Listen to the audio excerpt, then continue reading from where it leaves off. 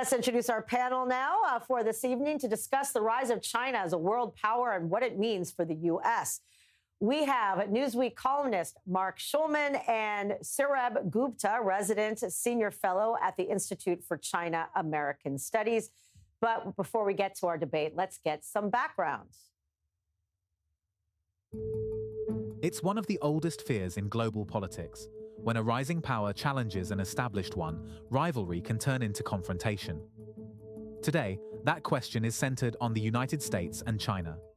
Beijing is expanding its military, growing its economic influence, and making clear it sees Taiwan as part of China. Washington, meanwhile, still views Taiwan as a key regional partner and a crucial piece of the global tech supply chain, especially because of its semiconductor industry. That is why 2027 has become such a watched year.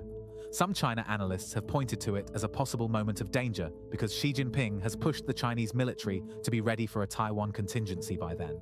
But US intelligence now says China does not appear to have a fixed plan to invade Taiwan in 2027. The latest Trump-Xi meeting may lower tensions in the short term, but it does not solve the core problem. China wants reunification, Taiwan wants to preserve its democracy, and the US is trying to deter war without being dragged into one. So are China and the US destined for a great power war, or can diplomacy bridge the two rivals? And now to our debate with our two Saurabh Gupta. Saurabh Gupta and Marc Schulman. Let's start with 30 seconds. Each of you get a chance to answer this first question. When a rising power threatens to overtake an established power, the tension between them can become so intense that war becomes more likely. Do you buy that in the case of the U.S. and China? And we'll start with you, Saurabh. No, I don't buy that. I am both hopeful, and my view is for a variety of reasons, but I'll give you the broadest, most conceptual reason, that being the rise of centralized, consolidated authority in China has been the biggest factor for peace, security, and stability in the Indo-Pacific for 2 millennia. The US has been a responsible custodian of peace and prosperity for the past 80 years. The two will figure out a way to work together despite their rivalry. Yes, and Marc, what do you think? I agree. We're not going to debate too much, I don't think, tonight. I think it's in everyone's interest to find a peaceful solution. No one is interested in going to war over Taiwan, in my opinion. The Chinese would love to have Taiwan. I don't think it's in their interest to go to war. They're doing too well commercially to risk a war that could destroy their commercial ties, that would put their economy back. And they're also a country that has difficulties in terms of population and everything else coming forth in the next few years. I do not think there's going to be a war between the two sides. Next year, 2027, seems to be the year that China watchers are actually saying it could be the year China does attack. Do you think Taiwan? Do you think the latest Trump meeting with China addressed that potential possibility, or was it all about economic impacts between the U.S. and China and the war in Iran? What do you think? I think in reality, it was economic. It was a little bit the war in Iran. What's going to stop the Chinese from attacking Taiwan, if they even really wanted to, was the experience that Russia's had in Ukraine. The Chinese army is not the Russian army, but the Chinese army also hasn't fought in decades and decades. It has no idea how it would be in the field, and they've seen what a determined defense can do. And then they have a problem. They have the straits they have to cross. With a determined defense by Taiwan, who knows what would result? I don't think the Chinese are willing to take that risk. Makes no sense. Saurabh, what do you think? I absolutely agree with that point of view. Let me add another point of view, and that is that Taiwan is secondary to a greater Chinese interest, and that greater Chinese interest is its own national modernization. That process is going to continue at least 25 more years. Of course, we could have, if things go south, we could have a war much prior to that. But my main point I am trying to make out here is that the Chinese want to be modernized, and they do not want anything that will interfere with that modernization. A Taiwan war will, because it will create huge amount of sanctions and decoupling with not just the US, but the West, and this will hurt China. It needs an enabling environment for its modernization. That means a good or a decent or a manageable relationship with the United States. And that means, even as was the case from the normalization in 1979, Taiwan was a secondary issue, even though they would have loved to have gotten Taiwan back right then. and they still are willing to be patient on this regard. You know, President Trump is very important. Go ahead. Sorry, Mark. I was going to say, it's very important to realize that China is not as dependent as it once was on trade with the United States, but it's replaced the United States with Europe. And the Europeans will be no happier if China invades Taiwan. So it really, I agree with Gupta that it makes no sense. There's no sense for them to go ahead and do that from an economic standpoint, from a political standpoint, maybe from an ego standpoint. Look, maybe Putin invaded Ukraine, it was all about his ego, and maybe Xi has the same problem. I don't know. But leaving that aside, if we look upon it from a purely what is in the interest of China, I just don't see it happening. Do you think the U.S. would ever give up support for Taiwan if it means avoiding a war, or is it rock solid? It depends what I mean by avoiding a war. The question becomes, if they invade, will the United States come to the defense of Taiwan? And that's the question that will never be answered until it comes to that moment. Obviously, the United States needs to give the image that it will, because the image that it will be one of the reasons that will deter the Chinese. The United States did not come to the aid of Ukraine other than in terms of arms when Russia invaded. So I think it's important for they have the sense, whether it ever happened, hopefully it won't happen in my lifetime or your lifetime. We'll have to actually see whether the United States will come to the aid of Taiwan. As long as the Chinese fear they might, I don't think they'll risk it. Saurabh, do you agree, or you have a different point of view? We're agreeing a lot. I think you agree on everything. I agree on this. Taiwan is not an existential crisis for the United States. It is today still a vital crisis, but that might not be the case 10, 20 years down the line when many of the semiconductor supply chains are organized in the United States also. But I think from a larger, broader standpoint, I think it's important to bear one important factor in mind. The United States' position still with regard to Taiwan is that the United States does not use the Taiwan card to contain China. And at the same time, the United States is open to any means of dialogue that the two sides might choose to proceed with, and so long as it doesn't boil down to the use of force by China.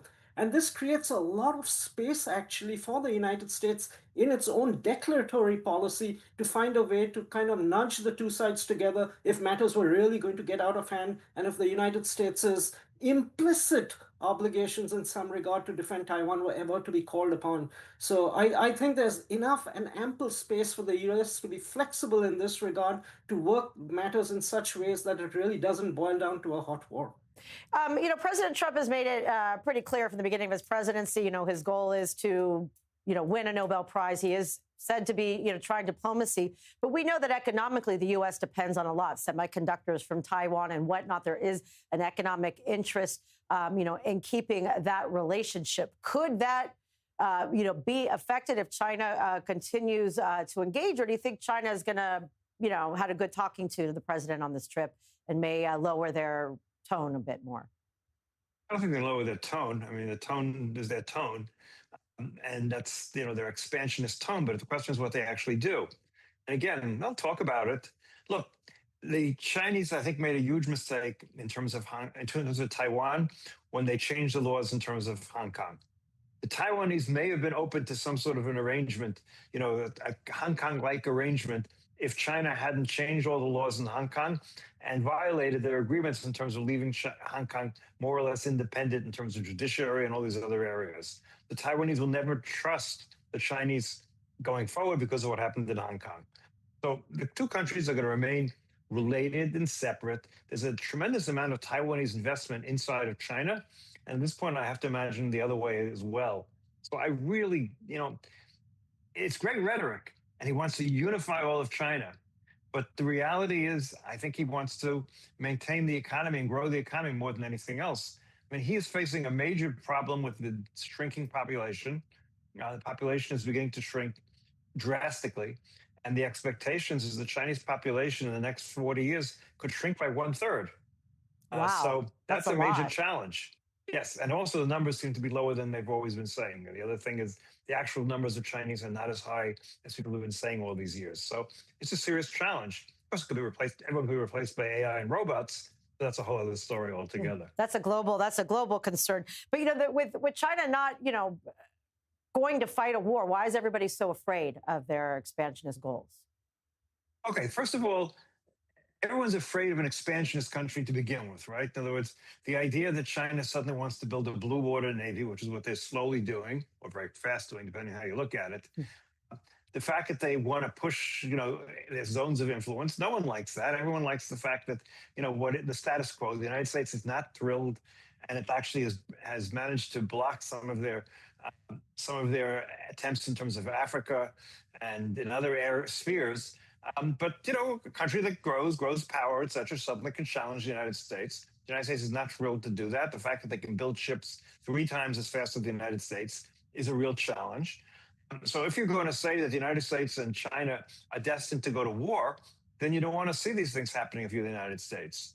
But if all that we're talking about is Chinese, improving their relations in the world, having more influence, I mean, that's what's going to happen.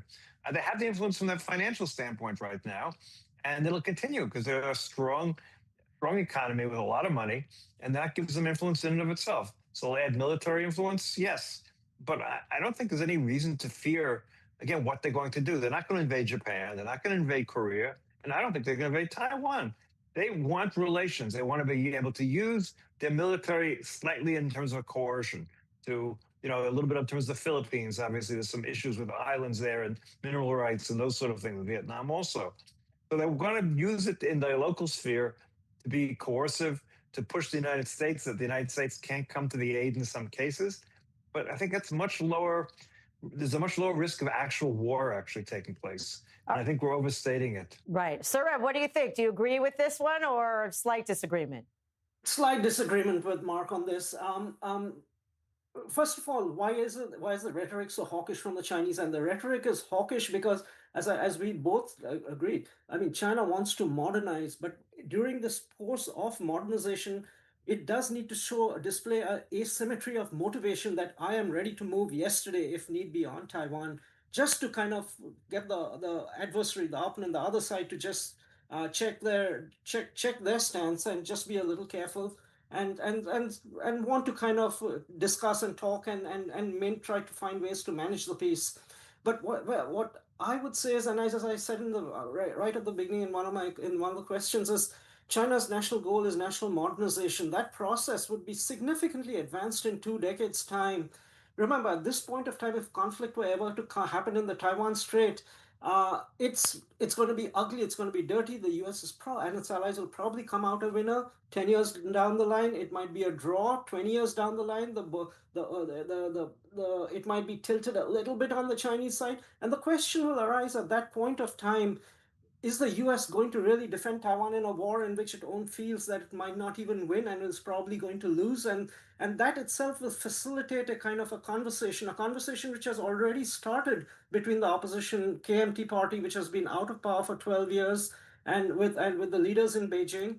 And Beijing is hopeful that the KMT will come back to power and try to create some sort of a peace framework for the time being, where the two sides will cohabitate. But at the same time, I think 20 years, 25 years later, if China has really got its modernization right, we are talking of a dominant power, the ability to move on Taiwan. And I think if there is a provocation at that point of time, bets are off. I don't think war is anytime due in the next 10 or even 20, maybe even 25 years. But I can't say beyond that. And there are good incentives for the Chinese side to find a way to even militarily reunify China, and they may be able to do so at least two decades or hence more down the line. So, Reb, what does that mean for U.S. allies in the region?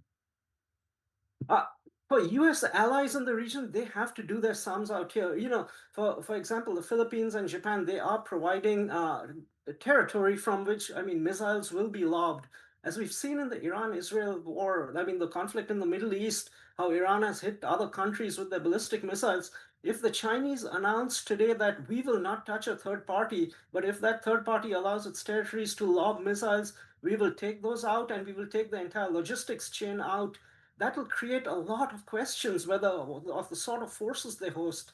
Japan will continue to host these sort of forces, but we also need to see how fixed the U.S. obligations are with regard to these countries. Mr. Trump has been a little wishy-washy in this regard regarding the Europeans.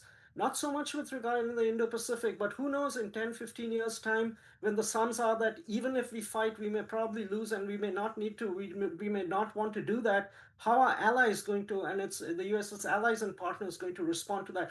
It's up to, I mean, it's an important question. And that's why the important thing at this point of time is to get the two parties in Taiwan trying to find a common platform where they can talk. China and the US, China and Japan finding, China and the Taiwanese finding a dialogue platform which can bring them closer, and the US and China themselves not digressing from in the terms of their one China principle and one China policy, but finding mechanisms to have some sort of a dialogue which brings everything within the realm of dialogue rather than the slow drift towards something of a military nature. Mm-hmm. Mark, you want to add to that? Yeah, just to give Saurabh a lot of credit, the fact he's able to project 10, 20 years in the future right now in this day of AI changing things so rapidly, to have any idea where the world economy, the Chinese economy, the United States economy is going to be even 5 years from now, 10, 20 years from now. I have no idea, or maybe Saurabh has a better idea, but I think things are changing so rapidly right now that any predictions of who's going to be on top, whose technology is going to be on top, I think is very hard to do at the moment. Things are going to be very different in 5 or 10 years, for the better, for the worse, we do not know. But I think long-term predictions right now, I'm definitely out of that game if I ever was in it. I don't think, the changing technology is going to be so great over the next 5 to 10 years that it's going to be very hard to predict what those outcomes are going to be. The one thing I can predict is the demography. I repeat that once again, that shrinking Chinese population is going to have a major effect. Sometimes that causes countries to go to war. Sometimes it limits their ability. Will the Chinese be able to keep on growing their military as their population keeps on decreasing? As the number of workers they have in the country decreases and the number of older people increases, will they be able to sustain a larger and larger military? We don't know. It's not a thing that the Chinese are going to look forward to dealing with. Let's put it that way. They're not used to that. They're used to a country that's growing in population all the time. Yeah. That has changed dramatically. So again, futurists, that's a full-time profession. I'm not one of them. I don't know if Saurabh is. But you don't have a crystal ball? No, I'm sorry. Mine got a little cloudy sometime in the last 10 years. Finally, let's talk about Putin. You know, Trump just wrapping up his visit. It was full of pomp and circumstance. We saw the red carpet, the whole thing. Now Putin is going. What kind of, what can we deduce from the purpose of that trip and what kind of signal it sends to the U.S. and the West? Look, Putin needs help. Putin is losing the war in Ukraine. For the first time, he's actually losing the war. The Russians lost more territory last month than they gained for the first time since the early part of the war. The Ukrainians have successfully attacked Moscow this morning with a large number of drone attacks. They've cut Russian oil exports by 40% this last month by attacking all of the oil terminals. Their technology is better than the Russians. It took a while for it to actually have an impact on the battlefield, but it's happening now. The tide of that war is changing. And I think Putin is in desperate need for additional assistance. He's not going to get any Chinese troops like he got North Korean troops. Maybe some Chinese technology, I don't know. But he needs help. The Chinese I think it's in the Chinese interest for this war to keep on grinding on, but I'm not positive. I'm not positive where they're going to stand. They're not going to abandon Putin.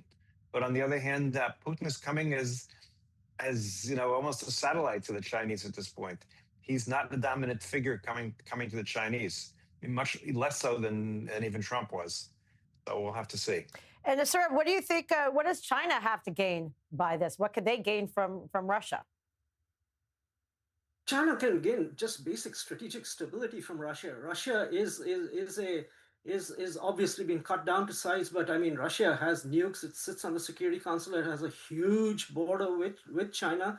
The only thing worse than ignoring Russia out here would be to have an antagonistic Russia. That would be awful. And so China wants to maintain deep strategic stability and friendship in its ties with Russia. And let's remember also, if things go south in the Indo-Pacific, for whatever reason, wouldn't you want the Russians to be placing pressure on the Japanese? Wouldn't you want North Korea to keep putting pressure on the South Koreans so that China can tackle whatever it needs to tackle with the U.S. and its other allies? So, I mean, we shouldn't count these things out also. One needs to build these contingencies in when one's doing diplomacy. But the bottom line, though, is that China realizes a stable long-term relationship with Russia. However strong or weak Russia is in its national interest, and that is not going to change today, tomorrow, or a century from now. And so it's important from that standpoint to be welcoming Putin and trying to create that stability in the relationship. We'll add one more important thing: oil. Yeah. They need Russian oil. They need more Russian oil. They can make up for a lot of what's not coming through the Straits of Hormuz. And Russia looking for people to buy its oil. So that's the other part of the relationship: buying more oil from Russia, which has a surplus of oil. All right. Thank you both so very much. Very interesting conversation. And we look forward to future debates. But you agreed on most things. Thanks again to both of you, Saurabh Gupta and Marc Schulman. You're welcome. Pleasure. And don't